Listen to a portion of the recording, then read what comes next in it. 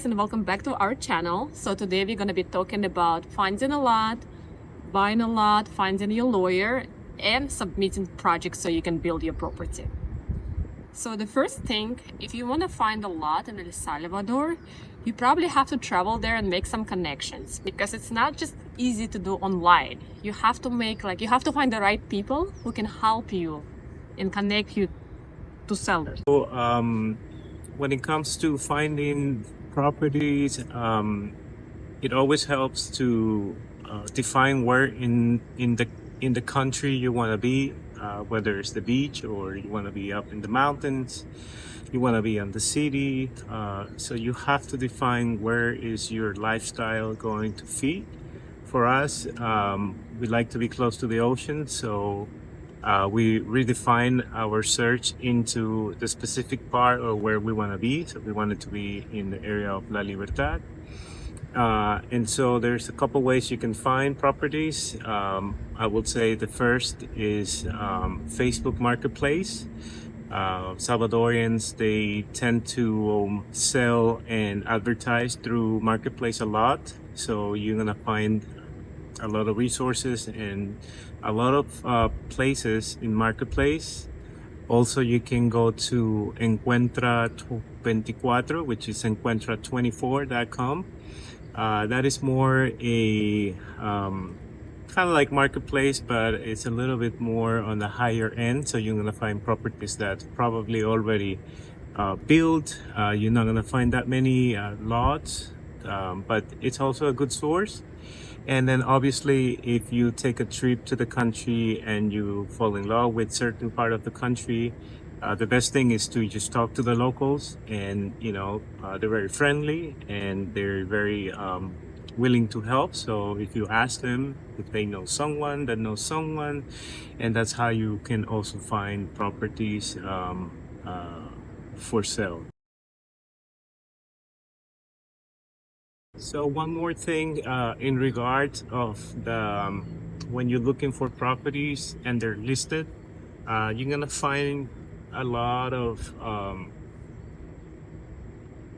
properties that are posted as open for negotiation or negotiable.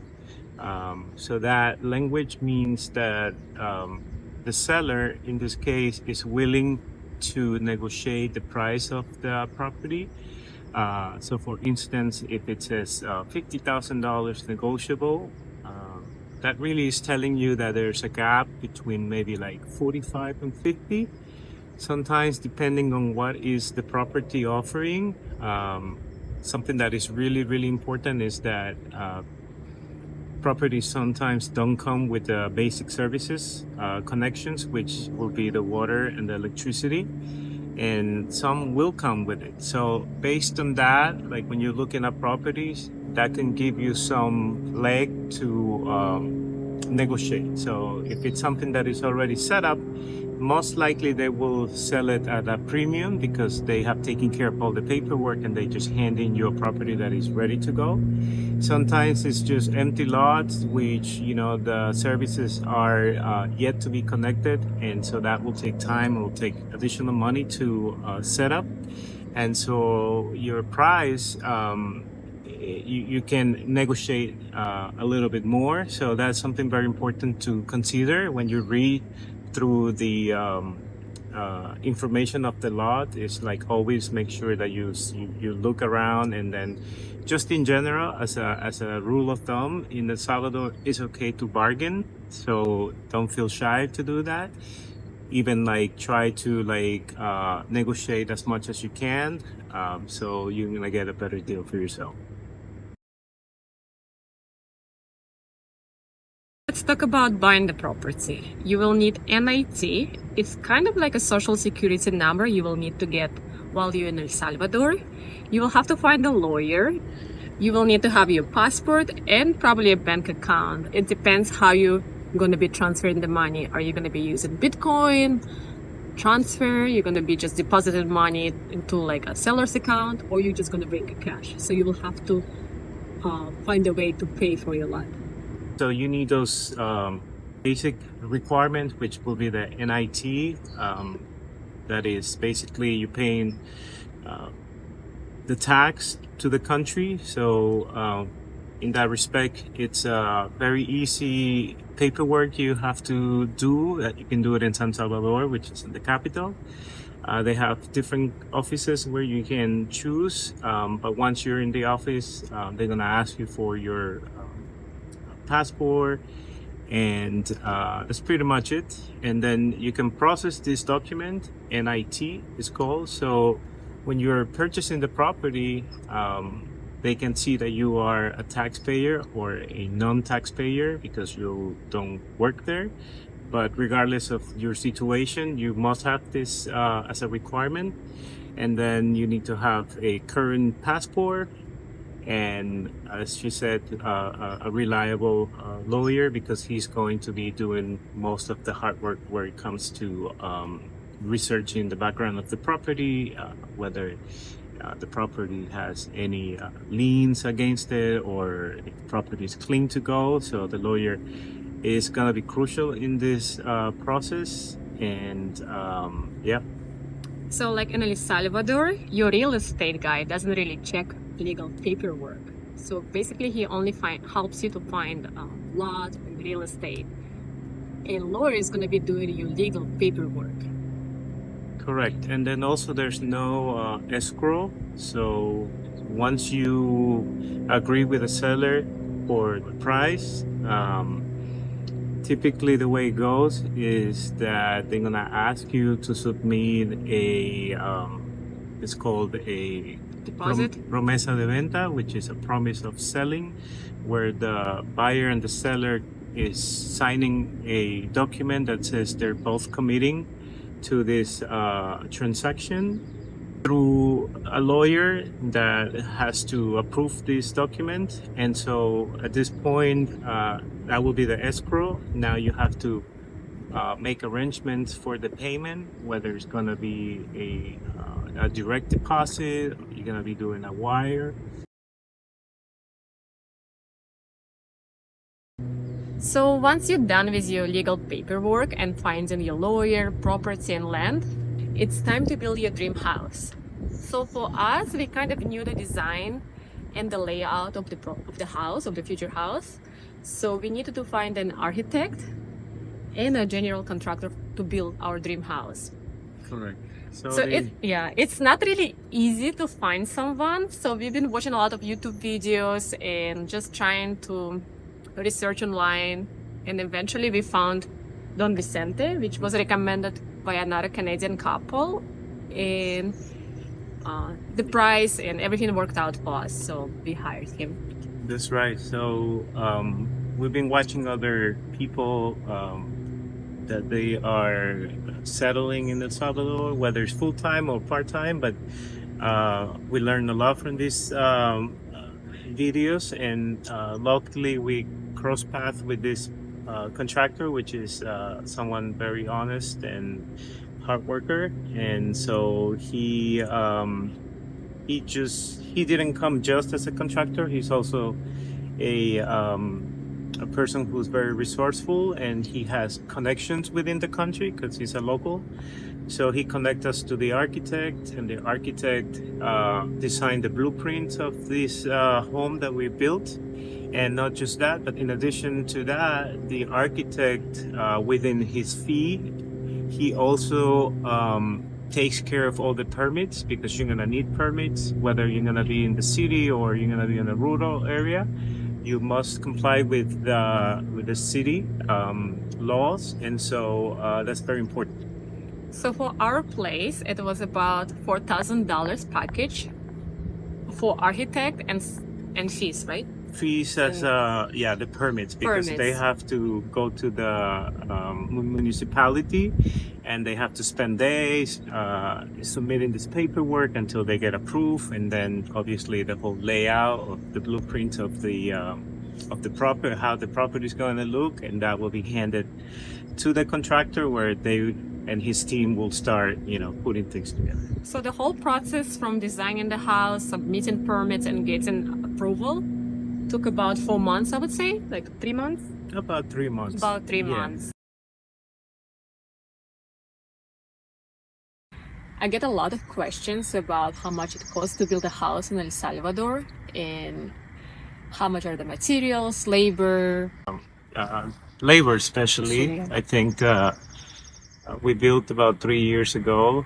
Um, so prices on average, they go between 10 to 15% up yearly. So, obviously, whatever you invest or spent 3 years ago, whether it's bricks, sand, Cement. cement, steel, it's the basic materials that you're gonna use to build foundation. Um, it's gonna be a little bit more expensive with the time, and especially with the inflow of people looking for uh, places and building new homes. I think the demand is pretty high, so I would recommend you to always have more than one quote. And that's a good thing with our contractor, that he is not from the area. So he's from a different part. He's about an hour. He's from Santiago de Noalco. And so, lucky for us, he will bring materials from outside of the area we were building, because where we build is in La Libertad. Everything is a premium. So where he lives, the same hardware stores and the same places that he will buy gravel, cement, bricks, everything, it will be cheaper, basically. So on the long run, we save a lot of money, I would say, in the entire construction.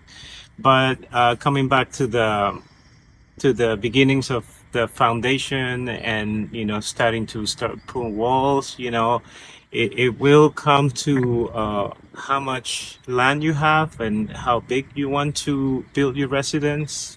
For us, we just went for a classic traditional two-bedroom, two-bathroom.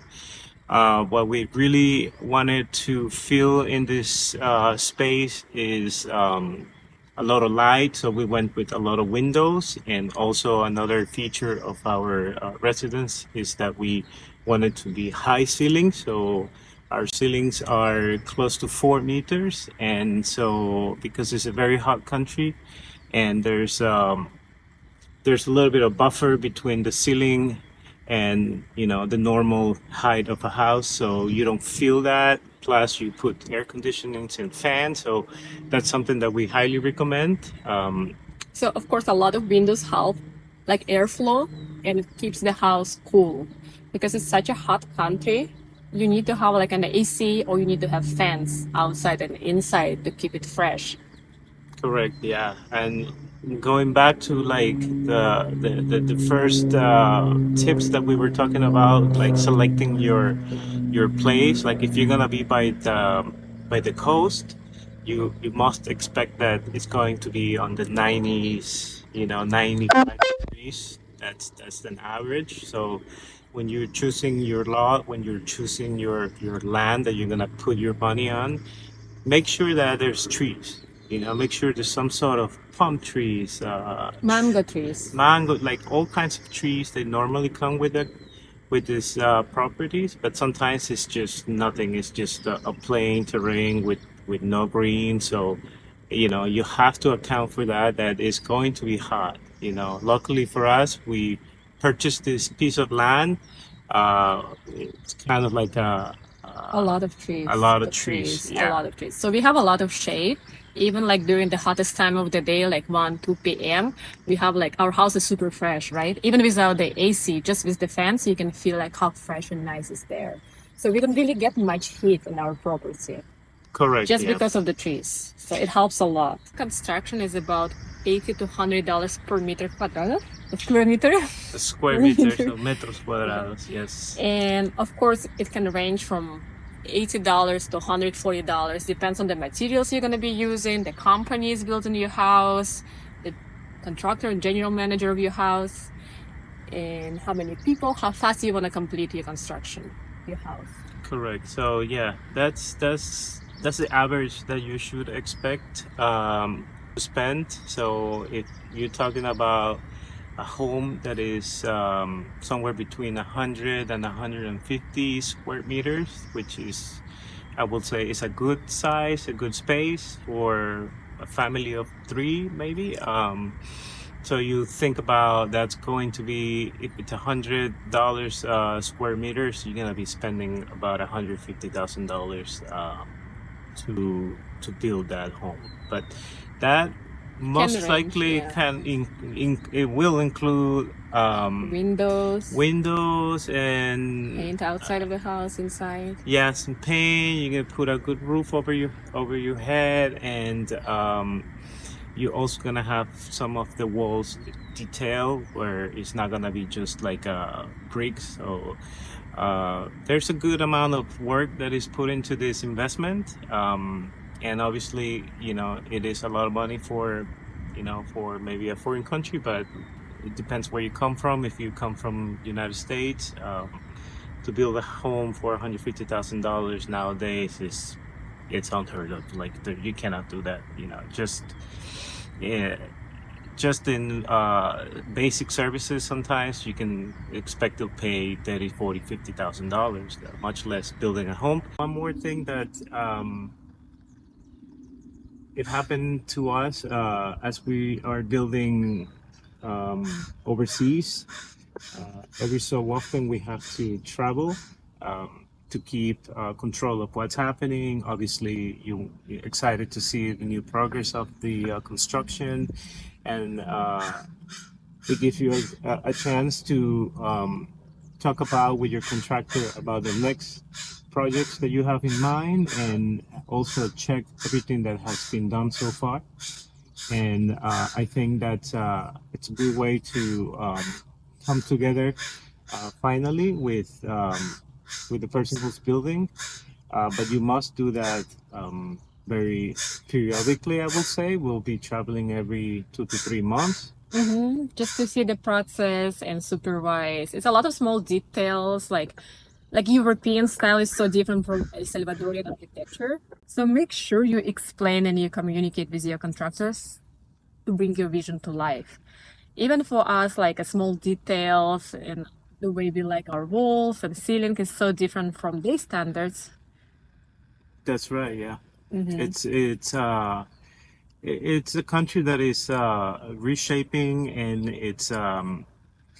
it's been I would say, like, taking these new ideas from the president to like the architecture, and I think that that's very important that you communicate with the contractor um, how you want details to be done, because they do have a standard of building, and probably because the country has been under so many conflicts for so many years. So they finally emerging into this new wave where people from different part of the world finally wants to invest, Yeah. and they want not just to invest, but they also want to come and live. So in our case, we travel in different parts of the world, and we always take some ideas from different places, and we're always very attracted to the Balinesian architecture, Like a and Tulum style. Tulum and minimalist. So you kind of want to blend all these concepts into your own, and so it's very crucial that you communicate this with your contractor, because otherwise they will just build on default. Their default is their standard, and so they will deliver that to you unless you are very specific on how you want things to be done. So I think it was a fun project for us. It was a little bit stressful some At point, some points. and because I don't speak much Spanish, so Ramiro had to handle a lot of like communications and messages back and forth with our Don Vicente.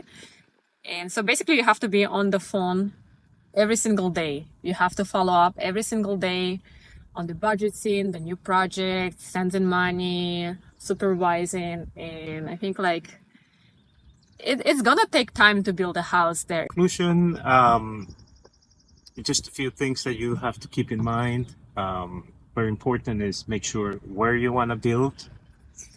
You want to make sure that you want to have all your resources and connections in order to take this idea to take place. And also, you have to make sure that you have an idea of what you want to build. And also make sure you can travel to El Salvador every 2 to 3 months just to check on your construction. And what else? Yeah, I mean, if you find El Salvador attracted, that's not going to be a problem. In our case, we both surf, so we're always happy to, take a surf trip, enjoy the ocean, enjoy the waves, the good food, the good weather, and while we do all that, we do business, so it has been really fun for us. Overall, I can't say it was a nightmare. We do have to consider that El Salvador has a rainy season and has the dry season. So while it's raining, you also have to account for other things, and while you're building, but the construction doesn't stop. Even if it's raining. So In fact, it's better to start your project during the rain season because concrete and the house needs a lot of water. So it's essentially going to make your house stronger. Yeah, it will settle your walls better, and you don't have to spend money in water because it comes from Mother Nature. So that's another thing you guys have to keep in mind is that there's just 2 seasons. Construction goes throughout the year; it doesn't stop, and I think. It is a pretty rewarding experience despite all the challenges we've been dealing with. I think it's just part of this amazing journey that we had. So in total, it took us about 3 years to complete our construction. We still have like a small details like gardening and landscape, Correct. paint inside, but pretty much 95% is It's done. done. Yes. What's construction wise is set and solid, and it's beautiful. Any details? Obviously, this is just a broad spectrum of what this whole thing has been, but there's a lot of details that goes here and there. Whether it's construction, paperwork, anything in general. If you start thinking about the idea, you can reach us out, and we will be more than happy to give you a little more guidance. Thank you for watching us today, and let us know if you have any questions in the comments below. Thank you.